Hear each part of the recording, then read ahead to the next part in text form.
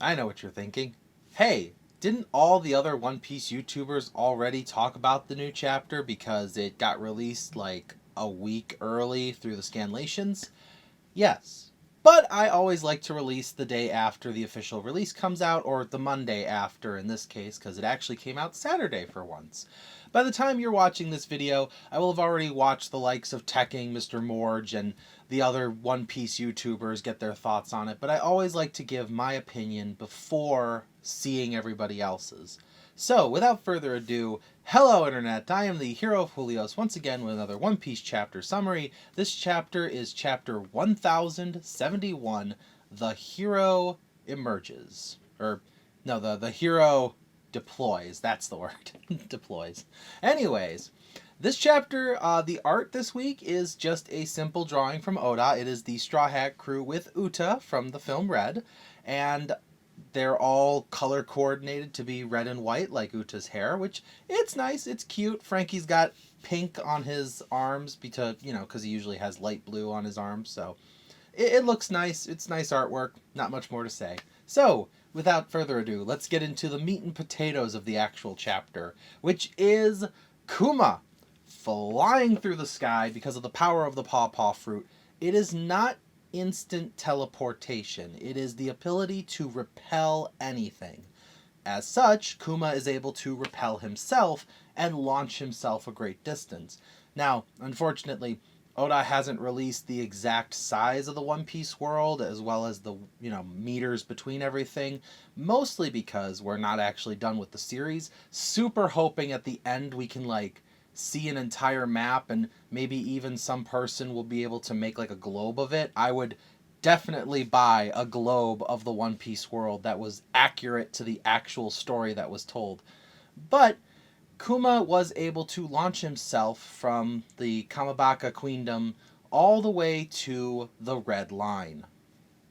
Kuma has landed there and is not really attacking anything. The people are panicking as if he's about to because, well, it's the tyrant Kuma, but not really sure why he's there. Everybody, myself included, thought he was flying to Egghead Island to save Vegapunk. Everything happened at the same time, but it doesn't seem to be the case. So that's really all the info we get on this is Kuma lands and Kuma gets up. So we're just going to have to wait and see. I will note that this does give some weight to my theory that Kuma is not actually in his Kuma body anymore, and that he's actually, his actual real consciousness is inside the Seraphim. And Vegapunk probably had extra programming in the Kuma Seraphim specifically to allow the real Bartholomew Kuma to be in that body. And he's probably just pretending to obey orders right now. We'll have to see if I'm right later, but that's where I'm standing right now on where's Kuma, the real Kuma. Meanwhile, on Egghead Island itself, you got the Marines down below with the CP9 agents and all that, and they're not CP9, Cypherpole 0 agents. They're down there, and they're even told, if you have to, destroy all the ships in the dock. Vegapunk must not get away. And the people are like, sir, yes, sir, they're all doing their job, and Lucci's just standing there, staring up at Egghead. And Stussy's next to him, and she just says, we're not allowed to engage in combat against an emperor without permission from the higher-ups. And Lucci just goes, I refuse to accept Straw Hat Luffy as an emperor of the sea. Lucci, you were one of Luffy's greatest fights. Probably the third best fight of Luffy's to watch. And that's behind the emotional struggle of Katakuri, and I just really like Thriller Bark, so I gotta give it to Mori on that one. But you gotta let this go. He's up here, you're here. There's a power gap now. There's a power gap now, and you have to accept that, Lucci. Regardless, he refuses to and is sort of just sitting down there. Meanwhile, up above, on the second level of Egghead, the satellites have gathered together, and Lilith is just down to avenge Atlas. She's like, are we getting in a fight? I want to get in a fight. I want to kill something right now. We have to avenge Atlas. That's her excuse. We're going to avenge our friend. In reality, she just wants to get into a fight. None of the others want to get into a fight, especially the sweet and beautiful York. York actually has put on a few pounds in order to get the energy needed for the rest of them to do what is necessary. However, the Daft Punk-esque Shaka of the satellites reminds Lilith that we are satellites, and our goal is not to fight back. Our goal is to make sure that the Stella body gets away. Which is interesting because that doesn't seem to be how Vegapunk sees it.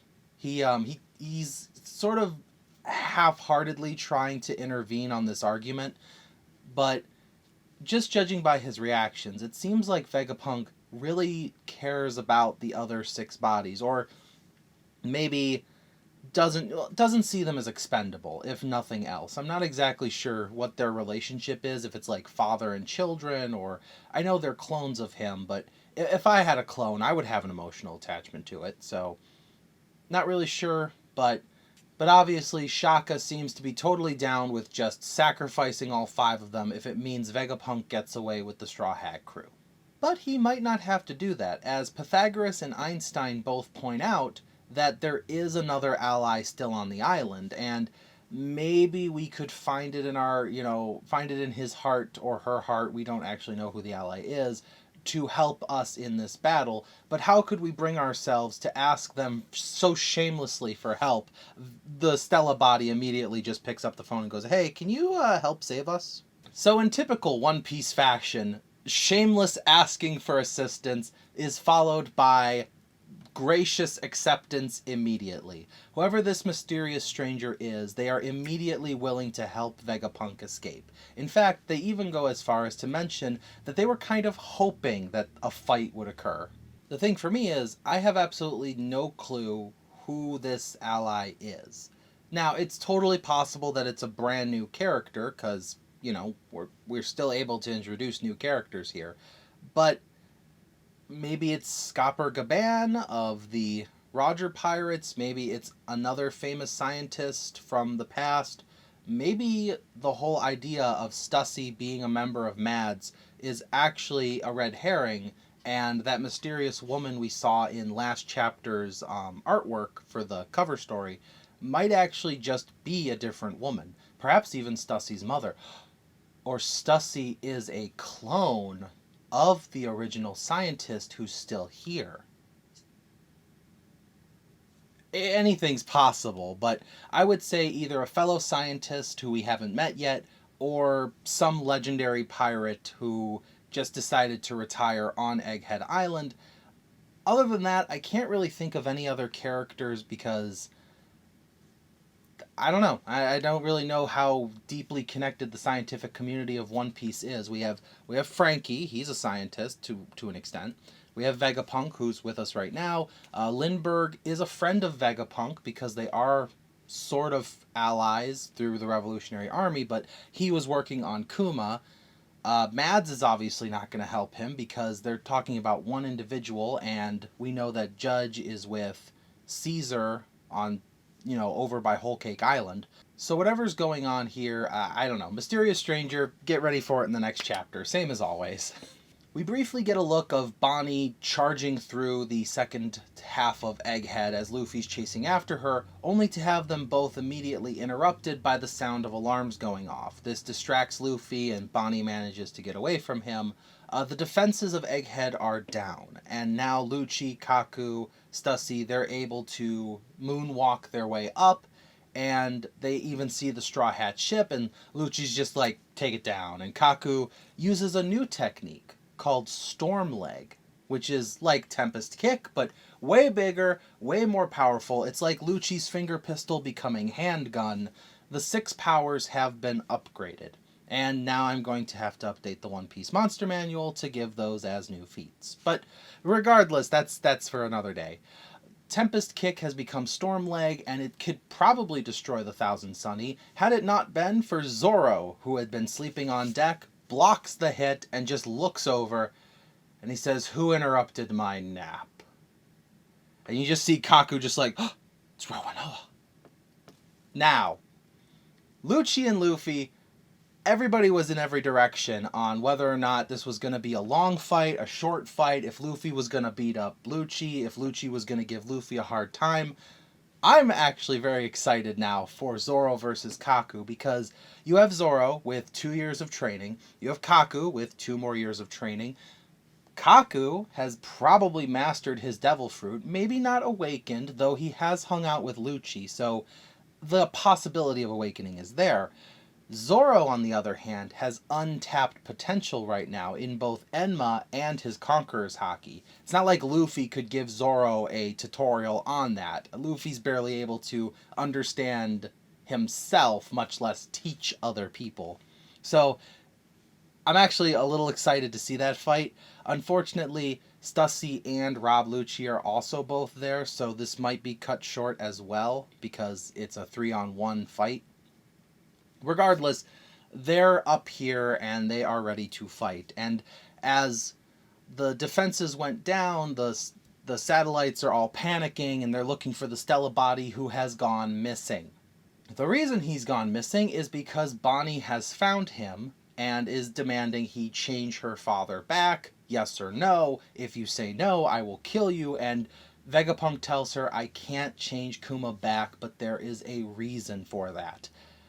I'm hoping maybe not next chapter, but maybe the chapter thereafter. I'm hoping it's a very soon answer, but I'd really like to know why. I'm hoping I'm right, and it's the Seraphim theory that I have going on here, but who knows?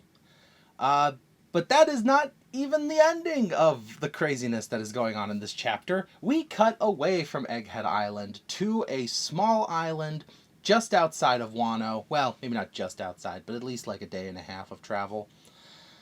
Kid, Eustace Kid, and the Kid Pirates have reached their next destination, Elbaf. And the immediate first thought I had was, isn't it kind of impressive that Egghead Island, Elbaf, and Wano are all so close to each other? I mean, I get it. Elbaf and Wano are unaffiliated with the world government, but Egghead, a major world government stronghold of science, so close to where unallied, not enemies, but unallied nations could, in theory, sail over and take something? I don't know. It's just an oddly positioned island. You would think Vegapunk, not Vegapunk, but you would have thought the Five Elders would have told him when he first started building to go put it somewhere else. Then again, maybe Vegapunk chose that island because of its proximity to Elbaf. But if you thought the revelation of Elbaf finally happening wasn't crazy enough, we cut to another situation going on. We are at the G14 base with Doll, who is currently in an argument with Garp, telling him that if he's going to do something so rash, he has to get clearance from the higher-ups, to which Garp says, eh.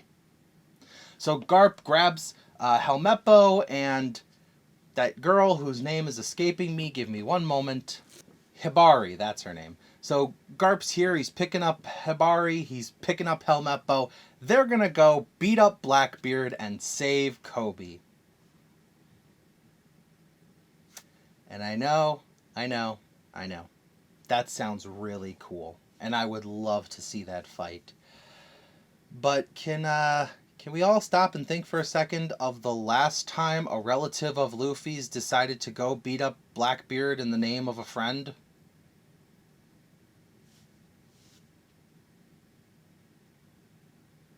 All I'm saying is, I'm sure Helmeppo will survive. I'm sure Hibari will survive. Put it in a coin toss whether or not Kobe will survive. But I think Luffy's now going to have 2 reasons to attack Blackbeard. And that might be 1 reason more than enough to keep him from not making a straight line for the dude. Do I think Garp's going to get flattened? No. But be ready for some crazy things to happen And as always, I'll be there with you every chapter of the way talking about it. We got a new year going on here. Hoping maybe I'll start putting out theory videos. I think that might be something I'd like to try. So if you have any theories, or if you would like a specific character for me to think about, or an island or something, let me know in the comments. I don't get a lot of comments, but I would like to start changing that. There's no new chapter next week, so it's going to be the perfect opportunity to start doing that. But as always, thank you for watching, and I will see you in the next video. This is the Hero of Julios, Xing out.